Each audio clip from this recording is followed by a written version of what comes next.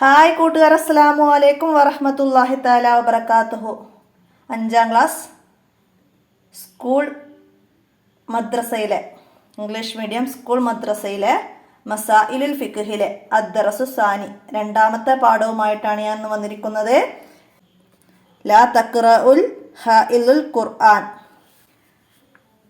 ഹയലുള്ളവരും ജനാബത്തുള്ളവരും ഖുർആൻ സ്പർശിക്കരുത്, ശുദ്ധിയാവാതെ അതിനെ സ്പർശിക്കരുത്.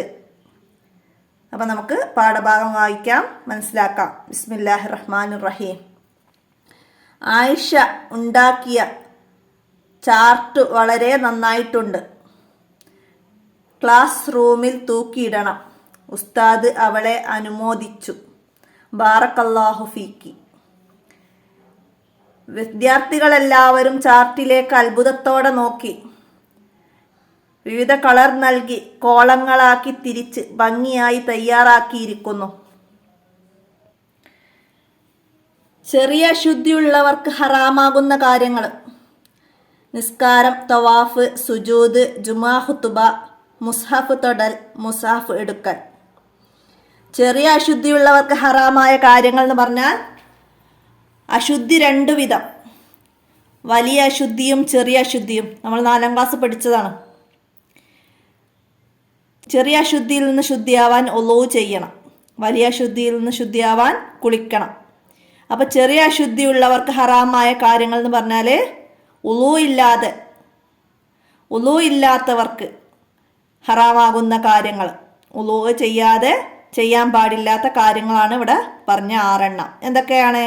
നിസ്കാരം പാടില്ല, തവാഫ് ചെയ്യാൻ പാടില്ല, സുജൂദ് ചെയ്യാൻ പാടില്ല, ജുമാ ഖുതുബ നിർവഹിക്കാൻ പാടില്ല, മുസ്ഹഫ് തൊടൽ, മുസ്ഹഫ് എടുക്കൽ. ഇത്രയും കാര്യങ്ങൾ ചെറിയ അശുദ്ധിയുള്ളവർക്ക്, അതായത് ഉളൂ ഇല്ലാതെ ചെയ്യൽ ഹറാമായ കാര്യമാണ്. അടുത്തത് എന്താ പറയുന്നത്? ജനാബത്തുള്ളവർക്ക് ഹറാമാകുന്ന കാര്യങ്ങൾ. ജനാബത്തുള്ളവർ എന്ന് പറഞ്ഞാൽ കുളി നിർബന്ധമായ ഒരവസ്ഥയാണ്. അപ്പോൾ അവർക്ക് ഹറാമായ കാര്യങ്ങളാണ് ഇവിടെ 8 എണ്ണം പറയുന്നുണ്ട്. നിസ്കാരം, തവാഫ്, സുജൂദ്, ജുമാ ഖുതുബ, മുസ്ഹഫ് തൊടൽ, മുസ്ഹഫ് എടുക്കൽ, ഖുർആൻ പാരായണം, മസ്ജിദിൽ നിലകൊള്ളൽ. അപ്പം ഇത്രയും കാര്യങ്ങൾ കുളിക്കൽ നിർബന്ധമുള്ളവർക്ക് കുളിക്കാതെ ചെയ്യാൻ പാടില്ലാത്ത കാര്യമാണ്. അപ്പോൾ നന്നായി മനസ്സിലാക്കുക. അടുത്തത് എന്താ വന്നത്? ഹൈള് നിഫാസ് ഉള്ളവർക്ക് ഹറാമാകുന്ന കാര്യങ്ങൾ. സ്ത്രീകൾക്കുണ്ടാകുന്ന ഒരവസ്ഥയാണ് ഹൈള് നിഫാസും. അപ്പോൾ അവർക്ക് ഹറാമാകുന്ന കാര്യങ്ങളാണ്. ഹൈള് നിഫാസ് ഉള്ളവർക്ക് ഹറാമാകുന്ന കാര്യം: നിസ്കാരം, തവാഫ്, സുജൂദ്, മുസ്ഹഫ് തൊടൽ, മുസ്ഹഫ് എടുക്കൽ, ഖുർആൻ പാരായണം, നോമ്പ്. ഇത്രയും കാര്യങ്ങൾ ഹൈള് നിഫാസ് ഉള്ളവർക്ക് ഹറാമാകുന്ന കാര്യങ്ങളാണ്. അപ്പോൾ ഇത്രയും കാര്യങ്ങൾ എല്ലാത്തിലും പറയുന്ന കാര്യമാണ്. പക്ഷെ ഇതിൽ പ്രത്യേകമായിട്ട് പറയുന്നത് നോമ്പാണ്. നോമ്പ് ഹൈള് നിഫാസും ഉള്ളവർക്ക് മാത്രമാണ് ഹറാമാകുന്നത്. ബാക്കി എല്ലാവരും അത് നിർവഹിക്കൽ നിർബന്ധമായ കാര്യമാണ്. മസ്ജിദിൽ നിലകൊള്ളുക, ഇത് ചെറിയ അശുദ്ധിയുള്ളവർക്ക് ഹറാമായ കാര്യമാണോ എന്ന് ചോദ്യം വരാം. അല്ല, അത് ജനാബത്തുള്ളവർക്ക് ഹറാമായ കാര്യമാണ്. ഖുർആൻ പാരായണം ഹറാമാണ്. ആർക്കാണ് ഖുർആൻ പാരായണം ഹറാമായത്? ജനാബത്തുള്ളവർക്കും ഹറാമാണ്, ഹൈള് നിഫാസ് ഉള്ളവർക്ക് ഹറാമാണ്. എന്നാൽ ചെറിയ അശുദ്ധി ഉള്ളവർക്ക് ഖുർആൻ പാരായണം ചെയ്യാം. അവർക്ക് ഒളു ഇല്ല എന്നുള്ളും അവർക്ക് ഖുർആൻ പാരായണം ചെയ്യാം, ഖുർആൻ എടുക്കാൻ പാടില്ല എന്നുള്ളൂ. അപ്പം അങ്ങനെയുള്ള കാര്യങ്ങളൊക്കെ മനസ്സിലാക്കിയിട്ട് പഠിക്കണം. നിങ്ങൾക്ക് ചോദ്യം വന്ന് അതിൽ 3 ഓപ്ഷൻ തരാം, മനസ്സിലാക്കുക. അപ്പോൾ ചെറിയ അശുദ്ധി ഉള്ളവർക്ക് ഹറാമായ കാര്യം: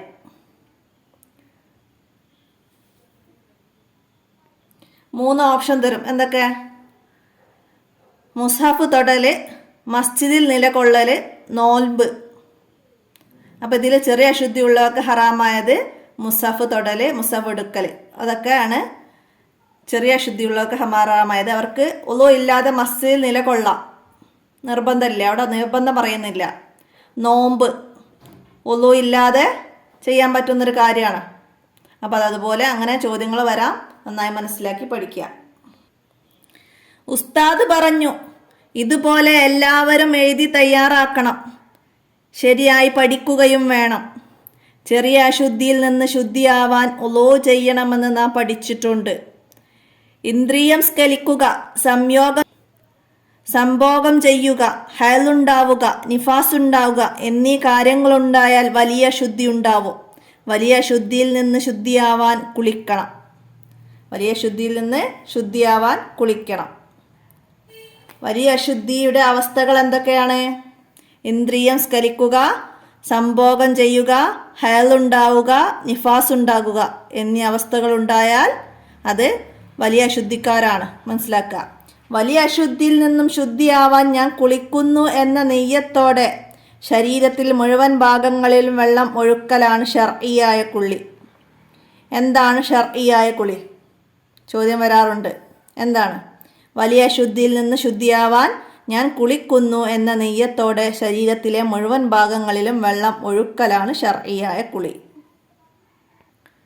വഇൻ കുൻതും ജുനുബൻ ഫതഹറു, നിങ്ങൾ ജനാബത്തുകാരായാൽ ശുദ്ധിയാവണം. നിങ്ങൾ ജനാബത്തുകാരായാൽ ശുദ്ധിയാവണം. ഇത്രയാണ് ഈ പാഠത്ത് പറയുന്നത്. പിന്നെ ദഫ്തർ തോലിബ് നോക്കി തദ്രിബാത്തുകൾ ചെയ്യാനാണ്. നമുക്ക് തദ്രിബാത്ത് നോക്കാം. തദ്രിബാത്തിൽ ആദ്യം നുജിബ് ചോദ്യങ്ങൾക്ക് ഉത്തരം എഴുതാനാണ്. ചെറിയ അശുദ്ധിയുള്ളവർക്ക് ഹറാമായ കാര്യങ്ങൾ ഏതെല്ലാം? അപ്പോൾ നിങ്ങൾ പാഠഭാഗത്തിൽ ഒന്നാമത്തെ കോളത്തിൽ പറയുന്ന നിസ്കാരം, തവാഫ്, സുജൂദ്, ജുമാ, ഖുതുബ, മുസഫ് തൊടൽ, മുസഫ് എടുക്കൽ, ഇത്രയും കാര്യങ്ങൾ ചെറിയ അശുദ്ധിയുള്ളവർക്ക് ഹറാമായ കാര്യങ്ങളാണ്. അടുത്തത് ജനാബത്തുള്ളവർക്ക് ഹറാമായ കാര്യങ്ങൾ ഏതെല്ലാം?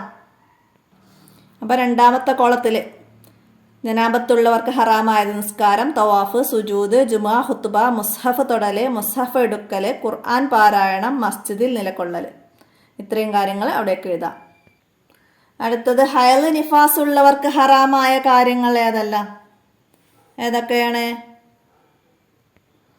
മൂന്നാമത്തെ കുളത്തിൽ നിസ്കാരം, തവാഫ്, സുജൂദ്, മുസഫ് തൊടൽ, മുസഫ് എടുക്കൽ, ഖുർആൻ പാരായണവും നോമ്പും, ഇത്രയും കാര്യങ്ങൾ ഹൈൽ, നിഫാസ് ഉള്ളവർക്ക് ഹറാമായ കാര്യമാണ്. മനസ്സിലാക്കുക. അടുത്തത് കുളിയുടെ നിയ്യത്ത് എഴുതാനാണ്. കുളിയുടെ നിയ്യത്ത് എന്താണ്? വലിയ അശുദ്ധിയിൽ നിന്ന് ശുദ്ധിയാവാൻ ഞാൻ കുളിക്കുന്നു എന്നാണ് നിയ്യത്ത്. വലിയ അശുദ്ധിയിൽ നിന്ന് ശുദ്ധിയാവാൻ ഞാൻ കുളിക്കുന്നു എന്നതാണ് നിയ്യത്ത്. അപ്പോൾ അത് എഴുതുക. അടുത്തത് കുളിക്കുമ്പോൾ എവിടെയെല്ലാം വെള്ളം ഒഴുക്കണം? എവിടെയെല്ലാം വെള്ളം ഒഴുക്കണം? അവിടെ പറയുന്നുണ്ട്, ശരീരത്തിലെ മുഴുവൻ ഭാഗങ്ങളിലും വെള്ളം ഒഴുക്കണം. അപ്പോൾ അത് എഴുതുക. ശരീരത്തിലെ മുഴുവൻ ഭാഗങ്ങളിലും വെള്ളം ഒഴുക്കണം. അടുത്തത് ആരാണ് വലിയ അശുദ്ധിക്കാർ? ആരാണ് വലിയ അശുദ്ധിക്കാർ? കുളി നിർബന്ധമായ അവസ്ഥയുള്ളവർക്കാണ് വലിയ അശുദ്ധിക്കാർ. അത് ആരാണ് എന്നാണ്. ഇന്ദ്രിയം സ്ഖലിക്കുക, സംഭോഗം ചെയ്യുക, ഹൈലുണ്ടാവുക, നിഫാസ് ഉണ്ടാവുക എന്നീ കാര്യങ്ങൾ ഉണ്ടായാൽ വലിയ ശുദ്ധി ഉണ്ടാവും. ഇവരാണ് വലിയ ശുദ്ധിക്കാർ. അപ്പോൾ ഇവിടെ നിങ്ങൾക്ക് വരാത്ത ചോദ്യങ്ങളാണ് എന്തൊക്കെ? വലിയ അശുദ്ധിയിൽ നിന്ന് ശുദ്ധിയാവാൻ എന്ത് ചെയ്യണം? കുളിക്കണം. ചെറിയ അശുദ്ധിയിൽ നിന്ന് ശുദ്ധിയാവാൻ ഉളൂ ചെയ്യണം. ഇതൊക്കെ മനസ്സിലാക്കി പഠിക്കുക. അടുത്തത് നക്തുബ്. ഇത് വായിച്ച് ഇങ്ങോട്ട് പകർത്തി എഴുതാനാണ്. അസ്വലാത്ത്. അപ്പോൾ സ്വലാത്ത്, സുജൂദ് അതൊക്കെ വായിക്കുക, അതുപോലെ ഇങ്ങോട്ട് പകർത്തി എഴുതുക. അടുത്തതിന് നസിൽ, യോജിച്ചത് ചേർത്ത് കൊടുക്കാനാണ്. ചെറിയ അശുദ്ധി ഉള്ളവർക്ക് ഹറാമാകുന്ന കാര്യം, അതായത് ഉളൂ ഇല്ലാതെ ഹറാമാകുന്ന കാര്യമാണ് നമ്മൾ മനസ്സിലാക്കേണ്ടത്. ചെറിയ അശുദ്ധി എന്ന് പറഞ്ഞാൽ അപ്പോൾ ഇവിടെ എന്താണ്? പള്ളിയിൽ താമസിക്കൽ ഉളൂ നിർബന്ധമില്ല. നോമ്പ് നോൽക്കാനും ഉളൂ നിർബന്ധമില്ല.